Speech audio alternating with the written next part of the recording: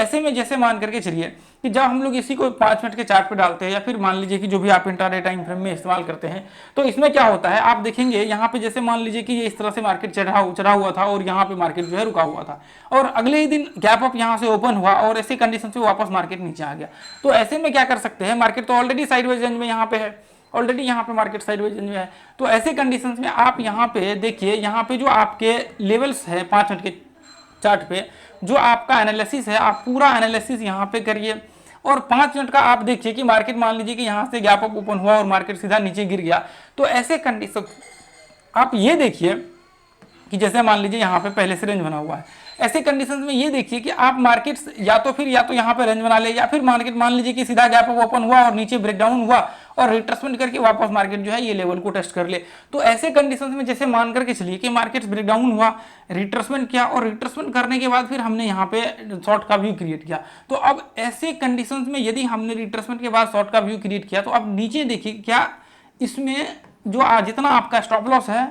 उतना टारगेट्स आपके बन के आ रहे हैं क्या, नीचे का जो लो बना हुआ है। यदि आपके टारगेट्स बन करके आ रहे हैं तो आप यहाँ पे ट्रेड एग्जीक्यूट कर सकते हैं। यदि टारगेट आपके नहीं बन करके आ रहे हैं तो आपको ट्रेड बिल्कुल नहीं करना चाहिए जो आपके लेवल्स है, क्योंकि मार्केट्स में बहुत चांसेस होंगे कि आपके ये सपोर्ट लेकर के मार्केट्स वापस आपके रेंज को जो है फॉलो करना चालू कर देगा। या तो फिर वही सीन हो जाएगा, रेंज को फॉलो करके यहाँ पे यदि अगली बार यहाँ पे आ गया तो या तो ऊपर ब्रेकआउट हो जाएगा या फिर मार्केट्स वापस अपने रेंज में आ जाएगा या फिर यहाँ से नीचे या फिर वही सीन जो है आपके क्रिएट करना चालू कर देगा। तो आपको जो ध्यान में रख करके चलना है, आपको क्या ध्यान में रख करके चलना है, आपको ध्यान में रख करके ये चलना है कि जैसे मान लीजिए कि ये हमने पहले बनाया था अपना 1 घंटे का रेंज और यहाँ पे हमने 1 घंटे में देखा कि मार्केट्स ये यहाँ पे आकर के रुका हुआ है और मार्केट्स क्या हुआ और हमने 5 मिनट का चार्ट लगाया तो यहाँ पे हमने देखा कि अच्छा मार्केट्स ऐसा सीन बना रहा है और अगले ही दिन मार्केट्स मान लीजिए कि यहाँ से गैप अप ओपन हुआ या फिर जहां से भी ओपन हुआ मार्केट्स ये यहाँ पे मार्केट्स वापस नीचे गिरा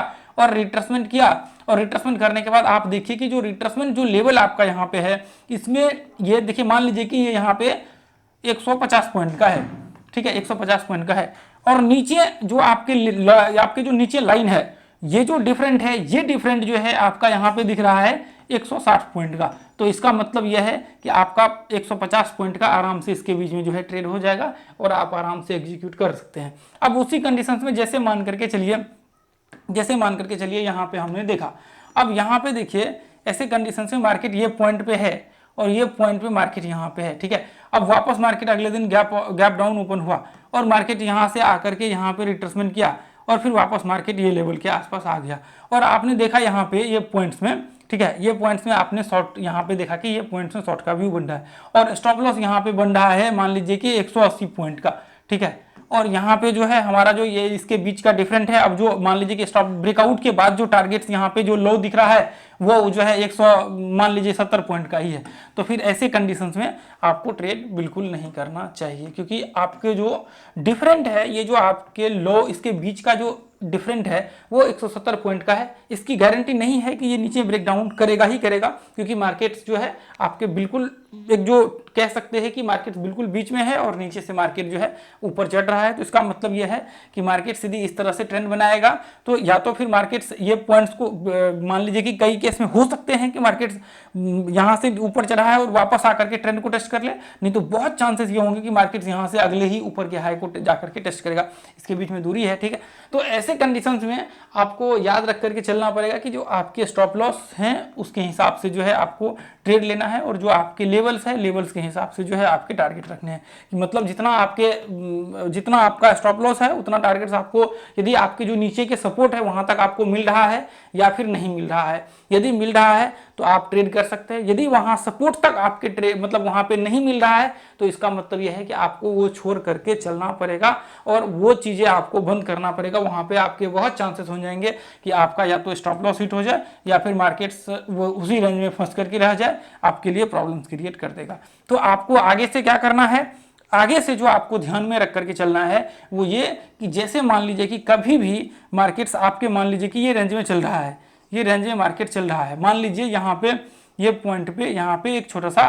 सपोर्ट रेजिस्टेंस मान लीजिए कि 5 घंटे बना दिया, ये 1 घंटे का रेंज है और मान लीजिए यहाँ पे छोटा सा सपोर्ट रेजिस्टेंस बनाना स्टार्ट कर दिया और वापस मार्केट यहाँ से ब्रेकआउट हुआ और यहाँ पे आकर के रिट्रेसमेंट किया और फिर यहाँ से ये हाई को यहाँ पे टेस्ट किया और आपने देखा कि ये पॉइंट से ब्रेकआउट हुआ, रिट्रेसमेंट किया और आप स्टॉप लॉस देख रहे हैं यहाँ पे मान लीजिए कि 150 पॉइंट का है और टारगेट यहाँ पे ये हाई को टेस्ट करते करते ऐसा डिफरेंट दिख रहा है कि इसमें जो है 140 पॉइंट ही दिख रहा है, यानी कि ऊपर जो आपके रेजिस्टेंस दिख रहा है वो 140 पॉइंट का दिख रहा है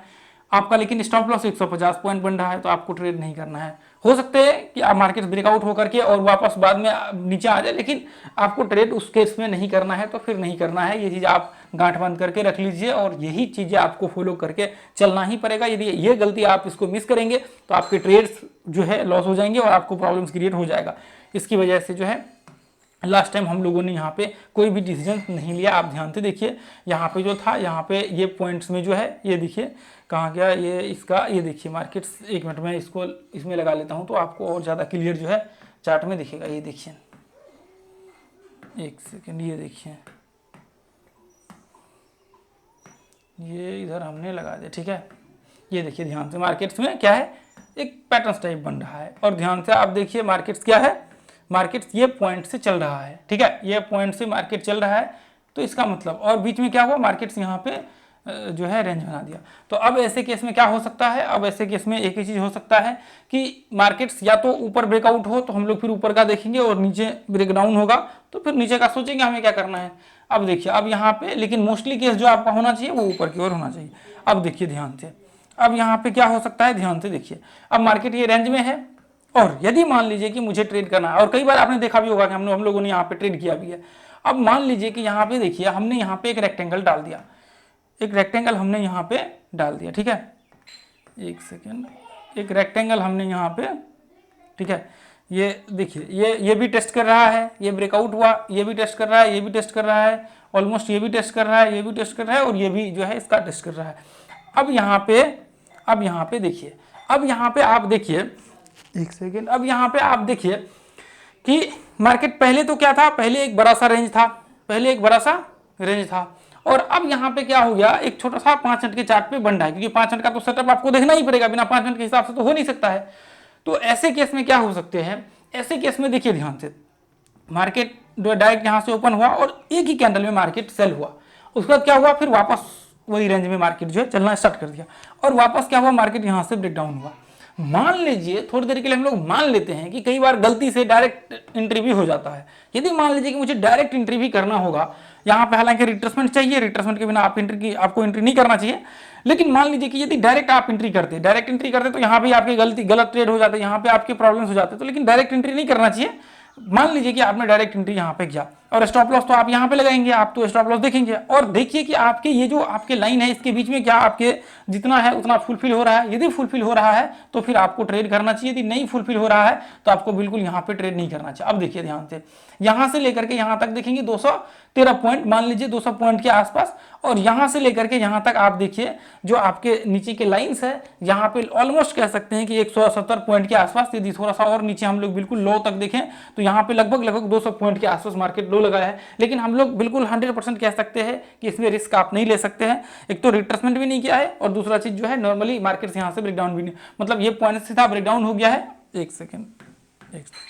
देखिए ये पॉइंट से जो है मार्केट,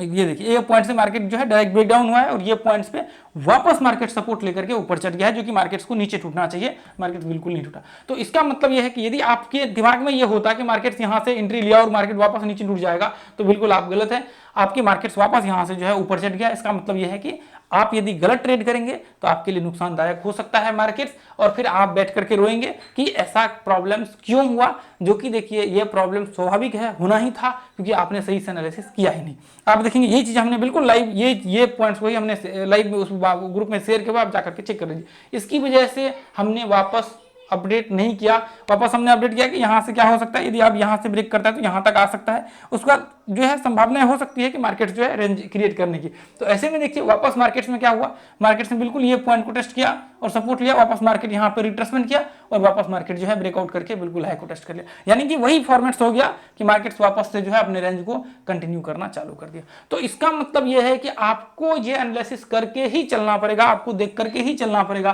कि आपके बीच, क्योंकि देखिए हम लोग बफर मार के भी नीचे चलते हैं 20% जो है नीचे का, मान लीजिए कि ये पूरा का पूरा, मान लीजिए ये जो है आपको